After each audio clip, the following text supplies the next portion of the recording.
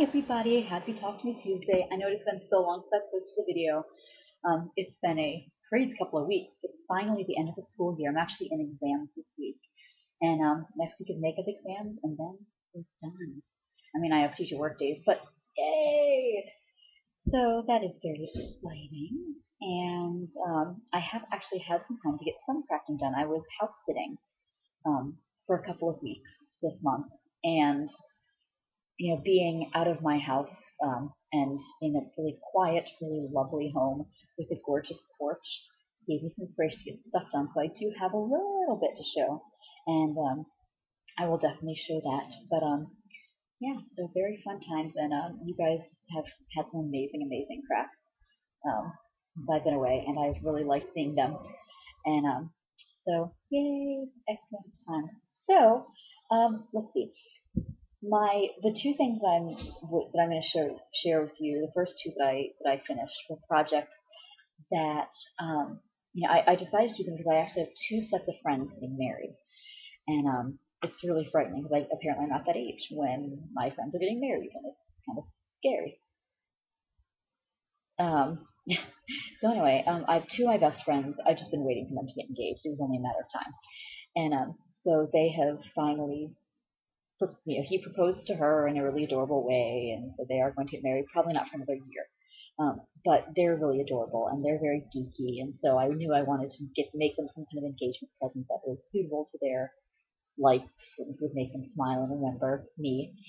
And then another one of my friends, who I was actually really surprised to find out was engaged, because she lives in London, so I don't see her that often, but she met a really wonderful guy since she's been there, and they are kind of planning their future out together. And so they've unofficially planned their wedding.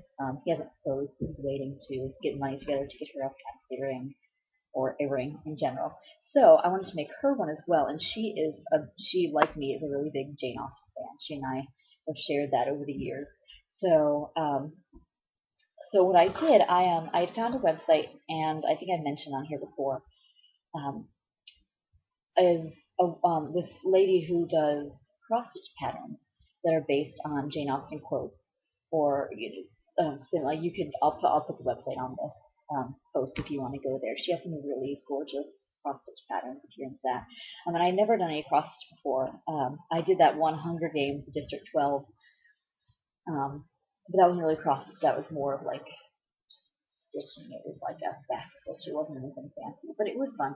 But this is technically my first cross stitch, and I'm pretty excited about it. And it says one may as well be single if the wedding is not to be in print, because people used to put in the papers when their children got married and all that good stuff. So, and I put it in a frame, and I probably could have framed it better, but anyway. So I've got here. Oh, the light stinks in here. We got this. Okay, we got this little flower bouquet in a little basket. This actually, I messed up over here. These little fronds, this one and this one, are taller than they're supposed to be, but nobody needs to know that. Also, where is it? The U is backwards. Don't tell anybody. But all in all, I was pretty excited, and I was really excited about this frame. So I'm going to have to send this to her, and I have to bubble wrap it like nobody's business so it doesn't break.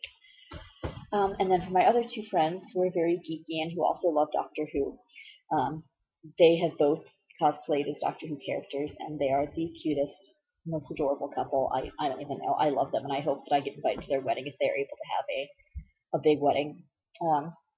So I found this pattern. I thought it was really, really cute. This quote, obviously it's an old quote, but it was used in the last season of Doctor Who. Very appropriately, so you will appreciate that if you are a follower thereof. There's something old, something new, something borrowed, and something blue. And I was really, really excited about this one. I thought this turned out pretty well.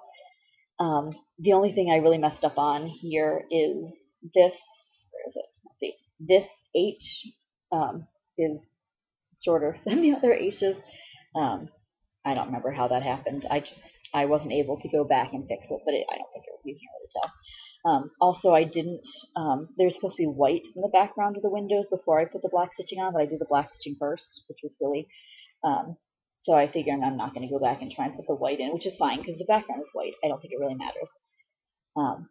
but yeah, I was really, really excited about those. So I'm going to send those off, and hopefully they shall like them and she'll keep them and utilize them.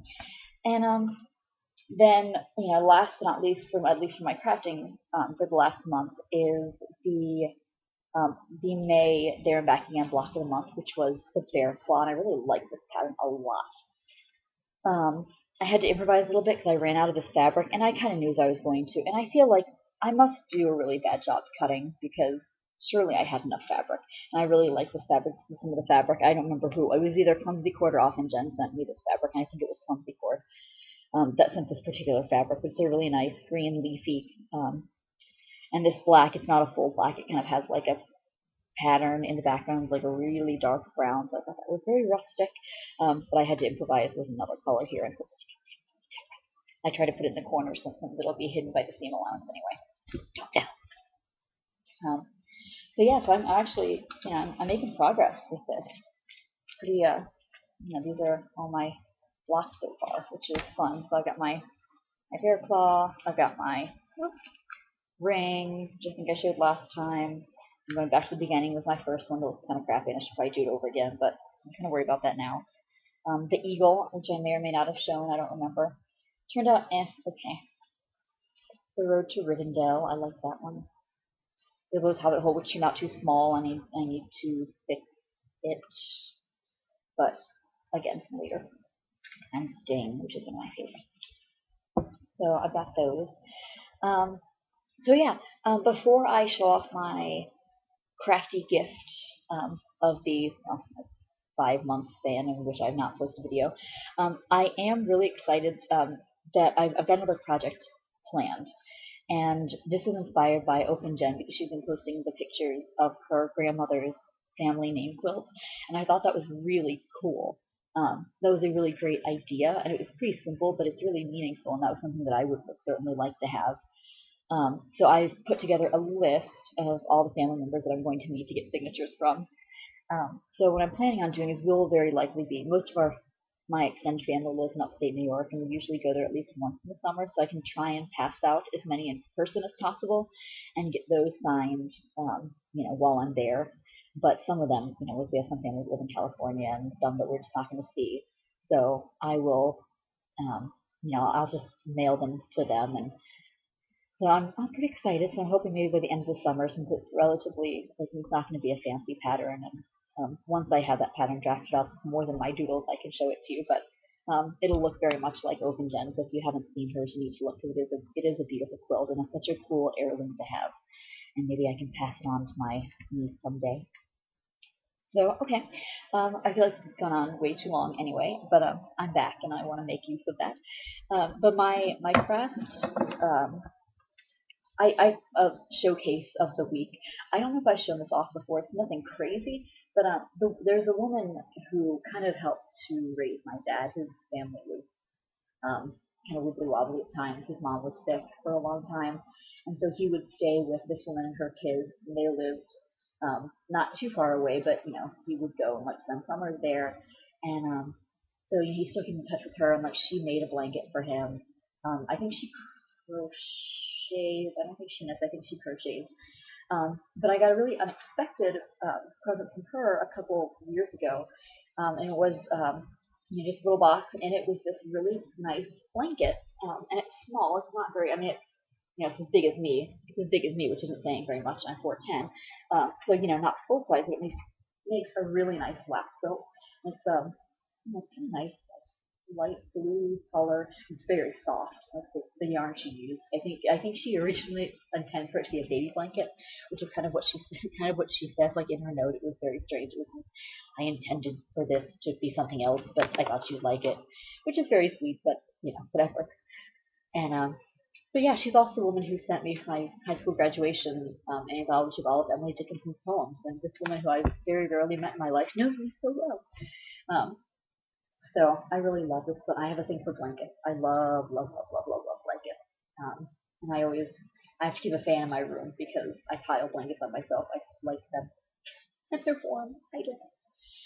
So yeah, so that is all for me. Also, I just wanted to say thank you so much to Alia. She sent me a wonderful letter. I had posted that I love getting letters a while back in my live journal. So she sent me, she just has beautiful handwriting. So it was a really nice letter and a recipe for a really tasty dessert that will go really well in the summer. So if anybody wants to have a pen pal, you're welcome to write. I do love writing.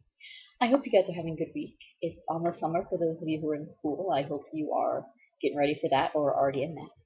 And hopefully I'll actually be around next week to show some things off. So yay! I miss you guys. I hope that I'll be around more in the future.